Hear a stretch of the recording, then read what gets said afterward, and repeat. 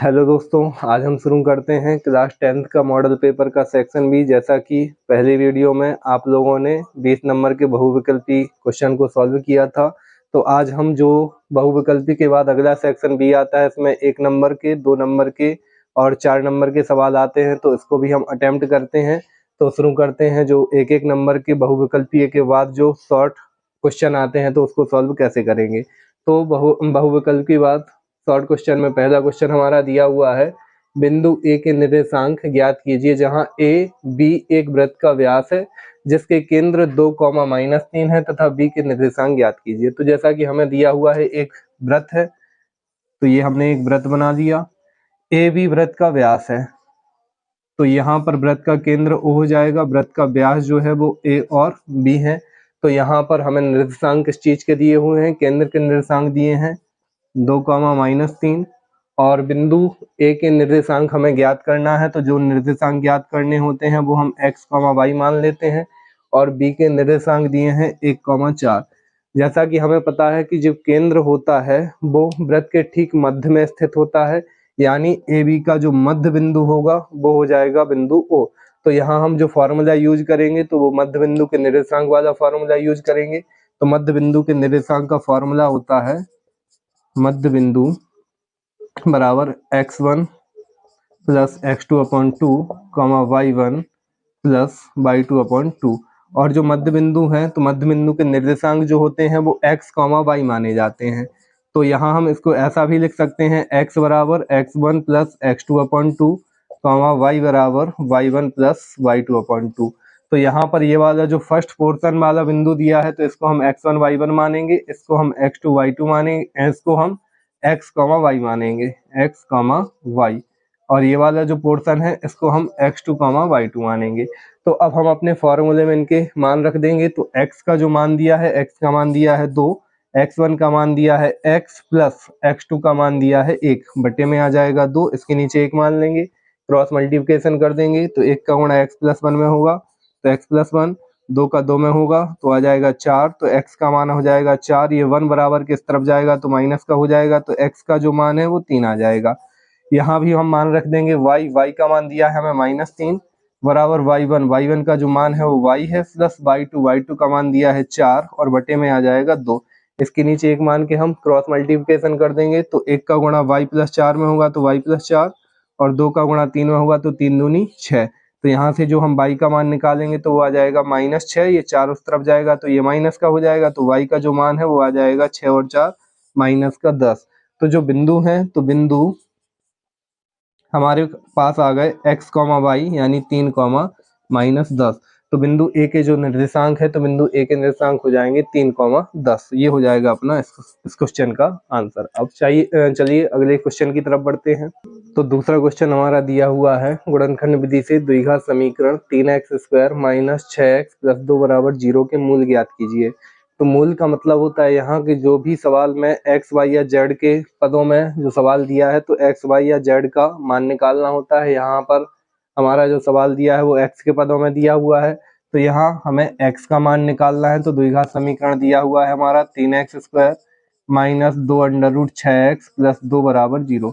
तो इस प्रकार के सवालों को हम गुणनखंड विधि से हल करते हैं। तो उसको हल करने के लिए जो x² का गुणांक होता है उसका गुणा किया जाता है अचर पद वाली संख्या में। तो यहाँ x² का गुणांक 3 है और अचर पद का जो मान दिया है वो 2 दिया है। तो यहाँ 3 का गुणा 2 में होगा तो 3 दूनी आते हैं 6, और यहाँ प्लस का चिन्ह होता है तो बीच वाली संख्या जोड़ने पर चाहिए होती है, और माइनस का चिन्ह होता है तो बीच वाली संख्या घटाने पर चाहिए होती है। अब हमें ऐसी 2 संख्याएं सोचनी है जिनका आपस में गुणा कर दें तो आ जाए 6, और आपस में दोनों को जोड़ दें तो आ जाए 2√6। तो वो 2 संख्याएं होंगी हमारी √6 और √6। √6 और √6 को हम जोड़ देते हैं तो हो जाता है 2√6, और √6 का गुणा कर देते हैं तो रूट से रूट कट जाता है, तो यहाँ पर बचता है 6। तो अब इसके हम गुणनखंड करेंगे तो 3x² माइनस बीच वाली संख्या को हमें बदलना होता है, तो बीच वाली संख्या 2√6 है, तो 2√6 को हम लिखेंगे √6 प्लस √6 x + 2 = 0। तो यहाँ √6 और √6 जुड़ के कितना हो जाएगा, 2√6 हो जाएगा। तो अब इसके हम गुणनखंड करते हैं तो माइनस प्लस का गुणा होगा माइनस का चिन्ह, √6 में x का गुणा होगा तो अंडर रूट 6x हो जाएगा, माइनस और प्लस के चिन्ह का गुणा होगा तो माइनस का चिन्ह आएगा, अंडर रूट 6 का गुणा x में हो जाएगा तो 6 अंडर रूट 6x आ जाएगा, प्लस का 2 बराबर हो जाएगा 0। अब दो संख्याओं के जोड़े बनाएंगे, जोड़े बनाने के बाद अब हम यहाँ से कॉमन लेंगे, तो यहाँ से जो कॉमन है तो कॉमन आ जाएगा यहाँ से अंडर रूट 6, तो अंडर रूट 6x ले लिया हमने कॉमन, कॉमन लेना मतलब होता है भाग देना, तो अंडर रूट 6 का हम भाग दे देंगे 3 में, तो यहाँ अंडर रूट 6 का भाग हमें 3 में देना है, तो इसको हम ऐसा लिखेंगे 3 बटे अंडर रूट 6। अब अंडर रूट 6 का हम ऊपर नीचे गुणा कर देंगे, परिमेयकरण कर देंगे, तो ये हो जाएगा 3 अंडर रूट 6 और बटे में हो जाएगा 6, तो यहाँ से काट देंगे तो 3 एकम 3, 3 दूनी 6, तो यहाँ से बच जाएगा अंडर रूट 6 बटे 2। अब अंडर रूट 6 को हम लिख सकते हैं अंडर रूट 3 गुणा अंडर रूट 2 और बटे में कितना हो जाएगा 2 हो जाएगा, तो यहाँ से अंडर रूट से ये वाला 2 जो है वो अंडर रूट 2 बार कट जाएगा, तो यहाँ से हमारी संख्या आ जाएगी अंडर रूट 3 बटे अंडर रूट 2 और एक x बचेगा, और माइनस का अंडर रूट 6 से अंडर रूट 6 कट जाएगा, x से x कट जाएगा, तो यहाँ से जो बचेगा तो वहां से 1 बच जाएगा। फिर इन दोनों में हम जो कॉमन लेंगे, तो इन दोनों में हम कॉमन ले लेंगे माइनस का 2, तो यहाँ माइनस 2 से अंडर रूट 6 में भाग देंगे, तो अंडर रूट 6 और बटे हो जाएगा 2, तो अंडर रूट 6 को लिखेंगे हम अंडर रूट 3 गुणा अंडर रूट 2 और बटे में 2, तो ये 2 से अंडर रूट 2 बार कट जाएगा, तो यहाँ से बच जाएगा अंडर रूट 3 बटे अंडर रूट 2 x, और 2 से 2 एक बार कट जाएगा, माइनस प्लस के चिन्ह का गुणा होगा तो माइनस का चिन्ह आ जाएगा, बराबर में हो जाएगा 0। तो यहाँ से अंडर रूट 3 x बटे under root 2, under root 3 x बटे x अंडर रूट 2 माइनस 1 ये कॉमन आ जाएगा, तो यहाँ से कॉमन ले लेते हैं हम अंडर रूट 3x बटे अंडर रूट 2 माइनस 1, तो आगे से बचता है हमारा अंडर रूट 6x माइनस 2 बराबर में हो जाएगा 0। अब हमें x का मान निकालना है, तो एक बार इस गुणनखंड को हम 0 के बराबर कर देंगे, तो अंडर रूट 3x बटे अंडर रूट 2 माइनस 1 बराबर 0, यहाँ से 1 बराबर के उस तरफ जाएगा तो प्लस का हो जाएगा। अब इसके नीचे 1 मान लेंगे, क्रॉस मल्टीप्लिकेशन कर देंगे, तो अंडर रूट 3x बराबर अंडर रूट 2 हो जाएगा, तो x का जो मान है वो अंडर रूट 2 बटे अंडर रूट 3 निकल के आ जाएगा। एक बार हम इस वाली संख्या को 0 के बराबर कर देंगे, तो अंडर रूट 6x माइनस 2 बराबर 0 हो जाएगा, अंडर रूट 6x बराबर 2 हो जाएगा, तो जो x का मान होगा वो होगा 2 बटे अंडर रूट 6। अब यहाँ से हम फिर से चेंज कर सकते हैं, अंडर रूट 6 को लिख देंगे हम अंडर रूट 2 गुणा अंडर रूट 3, 3 दूनी 6।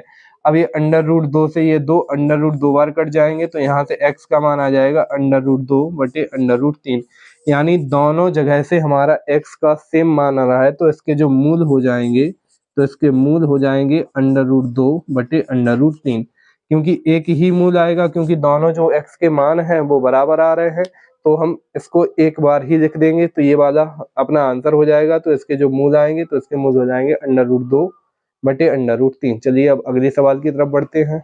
चित्र में DE समांतर BC, तो हमें एक त्रिभुज दिया गया है ABC, इस चित्र में जो DE है वो BC के समांतर है। AD का जो मान है, AD का मान x दिया हुआ है, DB का मान x माइनस 2 दिया हुआ है, AE का मान x प्लस 2 दिया है, और EC का जो मान है वो x माइनस 1 दिया हुआ है।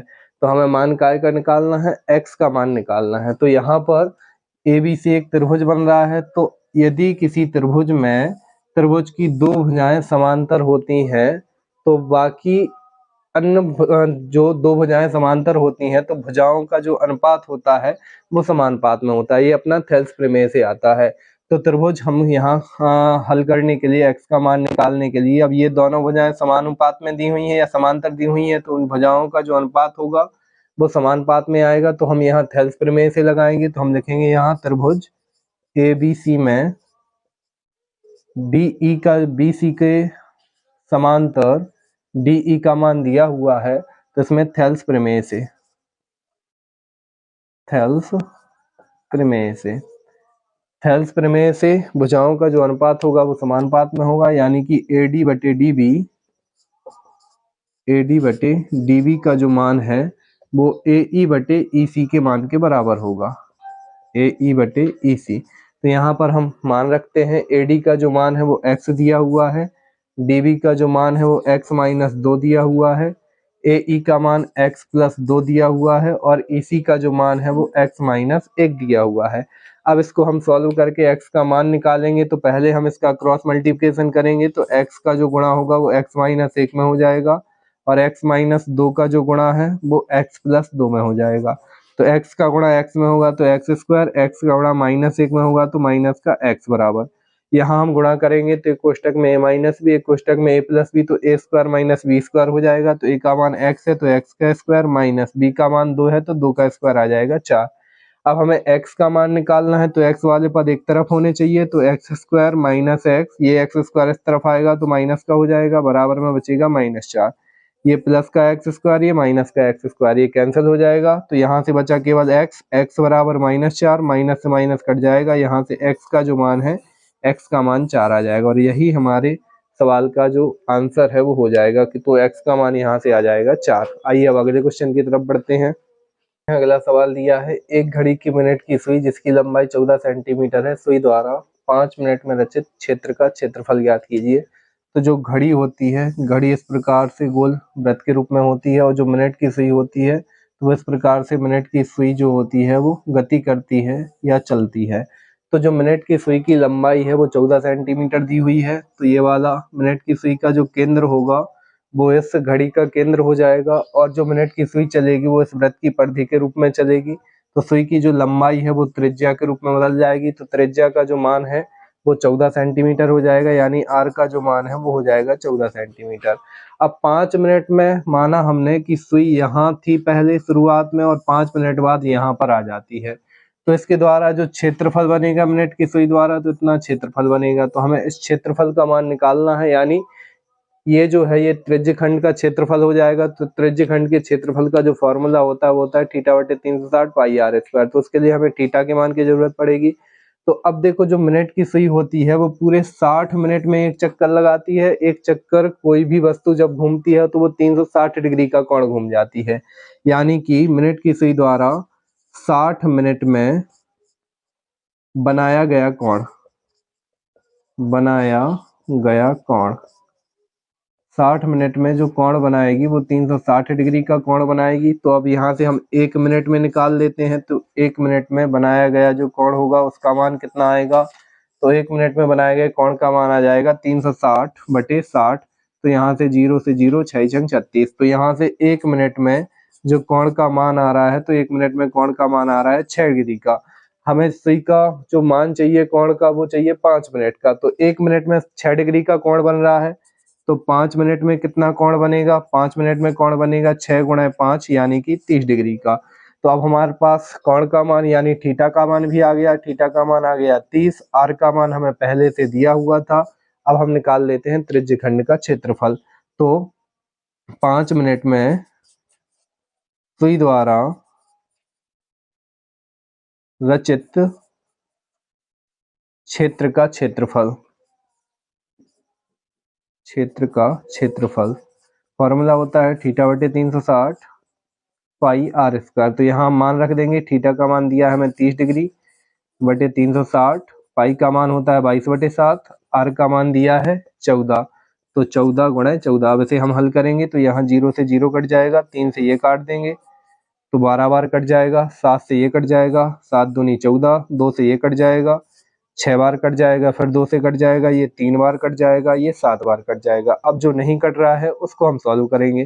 तो यहाँ से बचा 22 × 7 और बटे में बचा 3। तो पहले इसका हम गुणा कर लेंगे, फिर 3 से भाग दे देंगे। तो 7 का इसमें गुणा करते हैं तो 4 और 1 5, तो 154/3, 3 से भाग देंगे, 3 5 15, फिर 4 में भाग देंगे, 3 एकम 3, बचेगा 1, दशमलव लगाएंगे, 10 हो जाएंगे, 3 त्रिका 9, फिर 10 हो जाएंगे, 3 त्रिका 9। तो ये 3 3 3 3 आता जाएगा। तो यहाँ से हम लिख जाएंगे 51.34 सेंटीमीटर स्क्वायर। ये हो जाएगा इसका आंसर। चलिए अगले क्वेश्चन की तरफ बढ़ते हैं। अगला क्वेश्चन हमें दिया है, x और y में एक संबंध ज्ञात कीजिए यदि बिंदु x, y 1, 2 और 7, 0 संरेखीय हैं। तो हमें 3 बिंदु दिए हुए हैं, तीनों बिंदु संरेखीय हैं। तो संरेखी का मतलब क्या होता है कि यदि तीनों बिंदु एक ही लाइन पर मिलते हैं, 3 बिंदुओं को मिला दें और तीनों बिंदुओं को मिलाने पर एक सीधी लाइन प्राप्त होती है, तो वो बिंदु संरेखीय कहलाते हैं। यदि ये 3 बिंदु इस प्रकार से दिए हों, तो इस प्रकार से अगर हम मिलाएंगे तो इन्हें मिलाने पर एक सीधी लाइन नहीं बनेगी, तो ये संरेखीय नहीं कहलाएंगे। लेकिन इन्हें मिलाने पर एक सीधी लाइन प्राप्त होती है, तो ये बिंदु जो है वो क्या कहलाएंगे, वो संरेखीय कहलाएंगे। तो इस बिंदुओं के निर्देशांक दिए हैं x, y, दूसरे बिंदु के निर्देशांक दिए हैं 7, 0 और तीसरे बिंदु के निर्देशांक दिए हैं, इसके दिए हैं 1, 2 और इसके दिए हैं 7, 0। तो यहाँ पर तीन बिंदुओं के जब निर्देशांक दिए होते हैं तो हम यहाँ पर त्रिभुज का क्षेत्रफल लगाते हैं। अब चूंकि बिंदु संरेखीय है, एक सीधी लाइन में बनेंगे, तो यहाँ से त्रिभुज की आकृति का निर्माण नहीं होगा, इसलिए त्रिभुज का जो क्षेत्रफल होगा वो 0 के बराबर होगा। तो जब तीन बिंदु संरेखीय होते हैं तो त्रिभुज का जो क्षेत्रफल होता है, त्रिभुज के क्षेत्रफल का मान जो है वो 0 के बराबर होता है। तो त्रिभुज का क्षेत्रफल का फॉर्मूला होता है 1/2 x1/2 minus y3 plus x2/3 minus y1 plus x3/1 minus y2 बराबर में हो जाएगा 0। तो ये जो बिंदु दिए हैं, तो ये पहला बिंदु x1 y1, ये दूसरा बिंदु x2 y2 और तीसरा बिंदु x3 y3। तो ये हमें x1 y1, x2 y2 और x3 y3 के मान पता है। तो अब यहाँ हम उसमें x1 y1, x2 y2 और x3 y3 के मान रखेंगे। तो x1 का मान हमें पता है x है, y2 जो y2 का मान है वो 2 दिया हुआ है, माइनस y3 का मान 0 दिया हुआ है, प्लस x2 का मान 1 दिया हुआ है, y3 माइनस y3 का मान 0 है और y1 का मान y है, तो 0 माइनस y प्लस x3 का मान 7 दिया हुआ है, y1 माइनस y1 का मान y दिया हुआ है, माइनस y2 का जो मान है वो 2 दिया हुआ है। तो इसमें हमने सारे मान रख दिए। अब इसे हल करेंगे तो यहाँ पर 1/2, 2 में से 0 घटेगा तो 2 बचेगा, 2 का गुणा x में होगा तो 2x हो जाएगा, प्लस 1 का गुणा 0 में होगा तो 0 हो जाएगा और प्लस 1 का गुणा माइनस y में होगा तो यहाँ पर माइनस y आ जाएगा, प्लस 7 का गुणा y में होगा तो 7y आ जाएगा, 7 का गुणा माइनस 2 में होगा तो यहाँ पर माइनस 14 आ जाएगा, बराबर में बच जाएगा 0। तो 1/2 2x, 7y में से एक y घट जाएगा तो प्लस का 6y बच जाएगा, माइनस का 14 बराबर हो जाएगा 0। इसके नीचे एक मान लेंगे तो इस 2 का गुणा इस 0 में हो जाएगा और 1 का गुणा इस संख्या में होगा। तो जब 1 का गुणा इस संख्या में होगी तो यही संख्या आएगी, 2x प्लस 6y माइनस 14 बराबर 0 हो जाएगा। अब चूंकि पूरी संख्या में 2 का भाग जा रहा है तो हम 2 से भाग दे देंगे। तो 2 से भाग देने पर यहाँ पर 2 से भाग देंगे तो 2 से 2 कट जाएगा, x बचेगा, 2 का भाग 6 में 3 बार चला जाएगा, 2 का भाग 14 में 7 बार चला जाएगा। तो यहाँ पर x प्लस 3y बराबर आ जाएगा 7। तो यही हमारा x और y के बीच संबंध हो जाएगा। तो ये सवाल का आंसर हो जाएगा। अब चलिए अगले सवाल की तरफ बढ़ते हैं।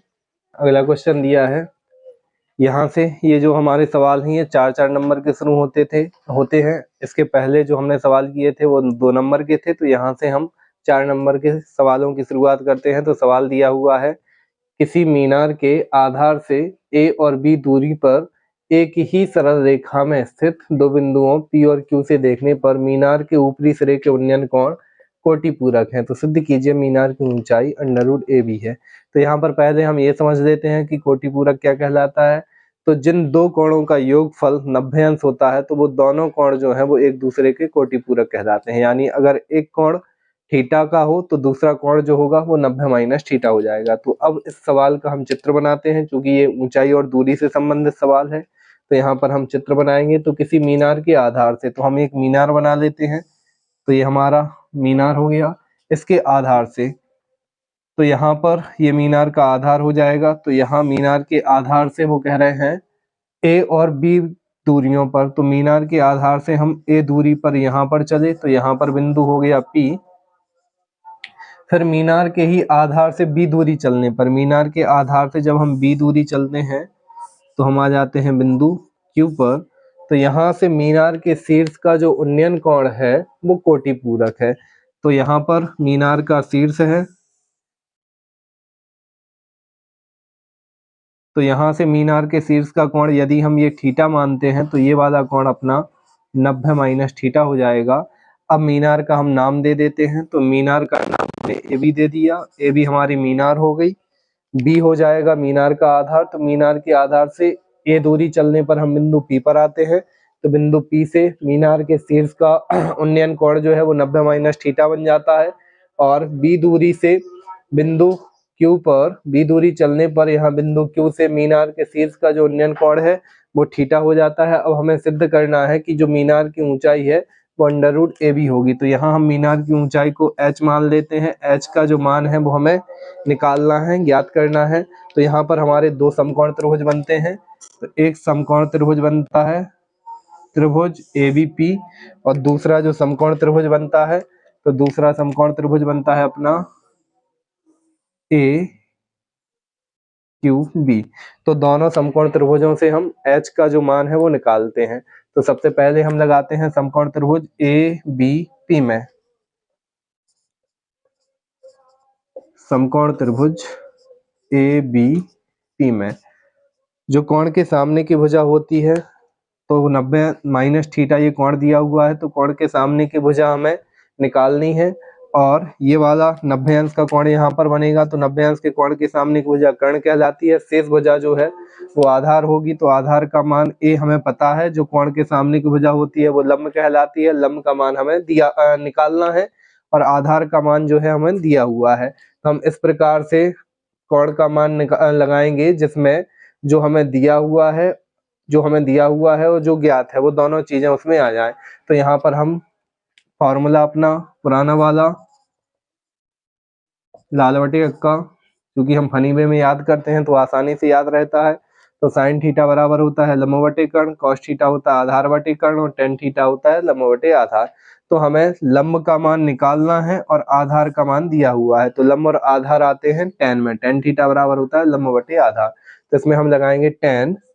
जो थीटा का मान है, थीटा का मान दिया हुआ है 90 माइनस थीटा बराबर हो जाएगा लंब। लंब का मान दिया हुआ है h बटे आधार, आधार का मान दिया हुआ है a। तो tan 90 minus theta cot theta हो जाता है, तो कॉट थीटा बराबर हो जाएगा h बटे a। इसे मान लेते हैं हम समीकरण नंबर 1।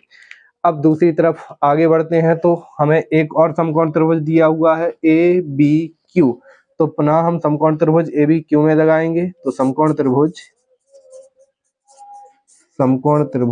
ABQ में कोण के सामने की भुजा लंब, जिसका मान हमें निकालना है, और ये वाली भुजा आधार जो हमें दिया हुआ है। तो लंब और आधार टेन में ही आते हैं। टेन थीटा बराबर होता है लंब बटे आधार। तो इसमें लगाएंगे हम टेन। थीटा का मान हमें थीटा ही दिया हुआ है, तो टेन थीटा बराबर h बटे आधार का मान यहाँ से यहाँ तक b दिया हुआ है, तो h बटे b। इसे मान लेंगे हम समीकरण नंबर 2। अब हमें सिद्ध करना है, तो हम दोनों समीकरणों का गुणा कर देंगे। समीकरण 1 व 2 का गुणा करने पर, दोनों का गुणा करते हैं तो cot theta into tan theta बराबर h बटे a इंटू h बटे b। अब थीटा का मान हमें सिद्ध करने में चाहिए नहीं है, तो थीटा का मान हमें कैंसिल करना पड़ेगा। तो टेन थीटा बराबर cot थीटा बराबर होता है 1 बटे टेन थीटा इंटू में है टेन थीटा बराबर h और h का गुणा होगा तो h स्क्वायर, a और b का गुणा होगा तो ab।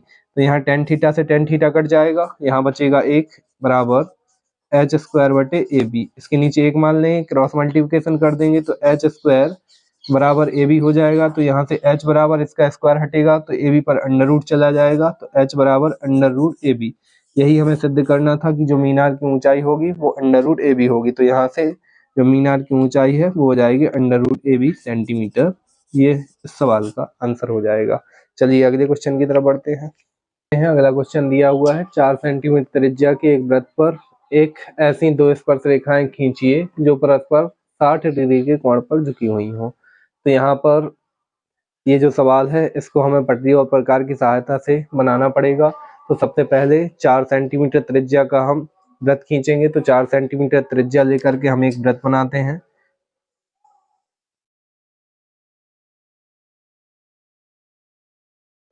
तो ये वृत्त बना लिया, ये वृत्त का केंद्र हो गया। इस वृत्त की जो त्रिज्या का मान दिया है वो 4 सेंटीमीटर दिया हुआ है। तो यहाँ पर हम इसको त्रिज्या को मिला देते हैं। तो यहाँ पर हमने त्रिज्या को मिला दिया, मान लिया हमने कि वृत्त का केंद्र जो है वो O है और जो वृत्त की त्रिज्या है वो OP है। तो अब हमें करना क्या है, तो अब हमें करना है कि ऐसी दो स्पर्श रेखाएं खींचनी है इस वृत्त पर जो परस्पर 60 अंश के कोण पर झुकी हुई है। तो स्पर्श रेखाएं किसी बाहरी बिंदु से दो स्पर्श रेखाएं इस प्रकार से खींची जाएंगी। तो इस बाहरी बिंदुओं पर जो भी स्पर्श रेखाएं खींची जाएंगी तो उनका जो कोण होगा वो 60 डिग्री का होना है। तो जब बाहरी बिंदु पर जितना भी कोण बनाना है तो उसके बाद जो केंद्र पर कोण बनाया जाता है तो वो उसका 2 गुना बनाया जाता है। तो यहाँ पर बाहरी बिंदु पर 60 अंश का कोण बनाना है तो उसके केंद्र पर वृत्त का उसका 2 गुना यानी 60 का 2 गुना 120 डिग्री। तो यहाँ में 120 डिग्री का चाप जो है मतलब 120 डिग्री का कोण बनाना पड़ेगा। तो 120 डिग्री का कोण हम पटरी प्रकार की सहायता से बनाने के लिए थोड़ी सी त्रिज्या लेकर के एक आधा वृत्त खींच देते हैं। फिर जितना हमने चाप लिया है चाप उतना ही रहने देना है।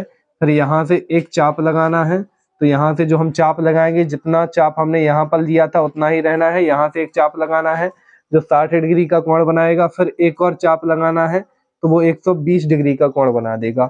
तो दूसरे कोण को मिलाती हुई हम एक लाइन खींच देंगे तो ये जो हमारा कोण है वो 120 डिग्री का हो जाएगा। तो ये भी वृत्त की त्रिज्या होगी। तो इस वृत्त की त्रिज्या को हम ओ क्यू नाम देते हैं। ओपी और ओ क्यू दोनों के मान बराबर होंगे, दोनों 4-4 सेंटीमीटर की होंगी क्योंकि एक वृत्त में जितनी भी त्रिज्याएं होती हैं सभी त्रिज्याएं बराबर होती हैं। अब चूंकि जो बाहरी स्पर्श रेखा होती है तो स्पर्श रेखा किसी भी त्रिज्या पर लंब होती है। तो हमें स्पर्श रेखाएं बनानी है तो इन दोनों पर हमें लंब खींचने पड़ेंगे, 90 अंश के कोण बनाने पड़ेंगे। तो बिंदु P और बिंदु Q दोनों पर हम 90 अंश के कोण बनाएंगे। तो 90 अंश का कोण बनाने के लिए एक छोटा सा हम वृत्त खींचेंगे। तो ये छोटा सा हमने चाप लगा दिया। अब चाप का मान जितना है उतना ही रहने देना है। प्रकार की नोक यहाँ रख के एक चाप लगाना है तो ये 60 अंश का कोण काटेगी। फिर एक और उतना ही चाप लगाना है तो 120 अंश का कोण काटेगी। इसको हमें थोड़ा सा आगे की तरफ मिला देना है और जो 120 अंश पर काटी थी उसको भी थोड़ा आगे की ओर इस प्रकार से चाप लगा देना है। तो जब ये दोनों चाप कट जाएंगे तो इनको मिलाती हुई हम एक लाइन खींच लेंगे। तो ये जो दोनों चाप हैं ये 90 अंश के कोण को बनाती हुई रेखा को 90 अंश का कोण बनाती हुई रेखा काट देंगे। फिर इसी प्रकार से हम बिंदु Q पर भी 90 अंश का कोण बनाएंगे। तो एक चाप लगाएंगे। तो ये जो चाप है इतना चाप लेकर के हम एक चाप और लगा देंगे तो ये 60 अंश का कोण बन जाएगा। फिर इसके बाद आगे की तरफ बढ़ा देंगे तो 120 अंश का कोण बन जाएगा। फिर इसके और आगे की तरफ बढ़ा देंगे, एक चाप यहाँ से लगा देंगे तो ये 90 अंश का हो जाएगा। दोनों को मिलाती हुई इस प्रकार से लाइन खींच देंगे। तो ये दोनों लाइनें जहां पर जिस बिंदु पर काटेंगी, मान लिया कि ये बिंदु R पर काट रही हैं, तो इन दोनों का जो कोण है इन दोनों का कोण 60 अंश का हो जाएगा। अब देखो इन दोनों का कोण 60 अंश का क्यों होगा, क्योंकि किसी भी चतुर्भुज में चारों कोणों का योगफल 180 अंश होता है। तो यहाँ पर ये वाला कोण 90 अंश हो गया, ये वाला कोण 90 अंश हो गया क्योंकि स्पर्श रेखा ये भी स्पर्श रेखा है और ये भी स्पर्श रेखा है। तो स्पर्श रेखा और त्रिज्या के मध्य हमेशा 90 अंश का कोण बनता है। तो 90-90 120 हो गया। तो इन दोनों कोणों का योगफल जो है 90-90 180 हो गया। इन दोनों कोणों का योगफल जो है वो भी 180 अंश के बराबर होगा। तो ये 120 है तो 180 में से 120 घटा देंगे तो ये 60 बन जाएगा। तो इस प्रकार से हमारे 60 डिग्री के कोण की रचना हो गई है। तो चूंकि इस प्रकार के जितने भी सवाल आते हैं तो उसमें चित्र भी बनाना होता है और रचना भी लिखनी होती है। केवल चित्र बनाने भर से नंबर नहीं मिलते हैं तो उसमें रचना भी लिखनी पड़ती है। तो रचना हम वैसे ही लिखते हैं जैसे जैसे हम चित्र का निर्माण करते हैं, चित्र बनाते हैं, ठीक उसी प्रकार से जिस जिस विधि का जिस जिस क्रियाकलाप द्वारा हमने चित्र को बनाया है तो वही क्रियाकलाप हमें लिखना होता है। तो अब इसकी रचना कैसे लिखेंगे, सर्वप्रथम 4 सेंटीमीटर त्रिज्या का एक वृत्त खींचा।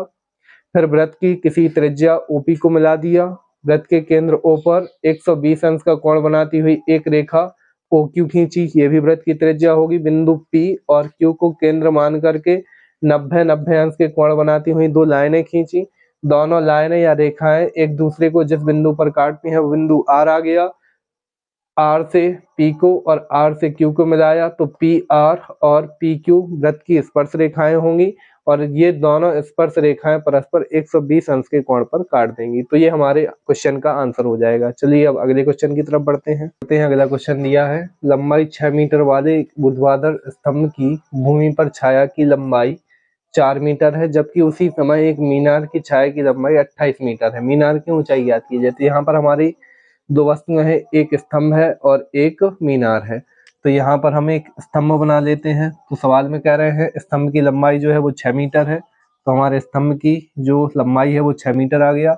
अब अगर सूर्य इस तरफ होता है तो छाया की लंबाई इस तरफ बनती है और सूर्य इस तरफ होता है तो छाया की लंबाई इस तरफ बनती है। तो हमने मान लिया कि सूर्य इस तरफ है तो यहाँ छाया की जो लंबाई होगी वो इस तरफ हो जाएगी। तो छाया की लंबाई 4 मीटर है तो यहाँ पर ये छाया की जो लंबाई है वो 4 मीटर हो जाएगी। तो यहाँ पर जो स्तंभ है वो AB हो गया, तो जो छाया की लंबाई है वो BC हो गया। अब जबकि उसी समय एक मीनार की छाया की लंबाई 28 मीटर है, तो सेम टाइम में एक मीनार है, तो मीनार हमने PQ मान ली, तो PQ की जो लंबाई है वो 28 मीटर है, तो ये जो लंबाई है वो 28 मीटर हो गई। मीनार की ऊंचाई ज्ञात कीजिए, तो यहाँ पर छाया की लंबाई 28 मीटर दी हुआ है, मीनार की जो ऊंचाई है वो h निकालनी है, और जो छाया की लंबाई है वो 28 मीटर है, तो छाया की लंबाई 28 मीटर हो गई। मीनार की जो ऊंचाई है PQ, इसका मान हमें निकालना है, तो मीनार की ऊंचाई का मान हम निकालेंगे। क्योंकि सेम टाइम में दोनों त्रिभुज बन रहे हैं, तो दोनों त्रिभुज जो है वो समरूप होंगे, क्योंकि ये दोनों कोण जो है वो 90-90 अंश के हो जाएंगे। तो दोनों जब समरूप त्रिभुज होते हैं तो इसमें हम समरूप त्रिभुज का नियम लगा सकते हैं। हम देखेंगे त्रिभुज ABC समरूप होगा त्रिभुज PQ और ये वाला R, त्रिभुज PQR के। तो समरूप त्रिभुज के नियम से, तो समरूप त्रिभुज के नियम से, समरूप त्रिभुज का नियम होता है कि जो भुजाओं का अनुपात होता है वो समानुपात में होता है। तो इस वाले त्रिभुज की भुजा AB बटे इस वाले त्रिभुज की भुजा PQ बराबर इस वाले त्रिभुज की भुजा BC बटे इस वाले त्रिभुज की भुजा QR। या फिर हम ऐसा कह सकते हैं कि जो स्तंभ है और मीनार है, तो दोनों की छाया की लंबाइयों का अनुपात और दोनों की ऊंचाई की लंबाइयों का जो अनुपात है वो समानुपात में होगा। तो जो स्तंभ है, स्तंभ की जो लंबाई है उसका मान 6 मीटर दिया है, और ये जो मीनार है PQ, इसका मान हमें निकालना है, तो इसका मान हम h मीटर मान लेते हैं। इसकी छाया की लंबाई का मान 4 मीटर दिया हुआ है, इसकी छाया की लंबाई का मान 28 मीटर दिया हुआ है। तो यहाँ से हम इसको काट देंगे 4 से, तो ये 7 बार कट जाएगा, तो 6/h बराबर 1/7 बचा। यहाँ से क्रॉस मल्टीप्लिकेशन कर लेंगे तो h का जो मान है इन दोनों का गुणा हो जाएगा, तो आ जाएगा 42। तो जो मीनार की ऊंचाई का मान है वो 42 हो जाएगा, और ये हमारा आंसर हो जाएगा।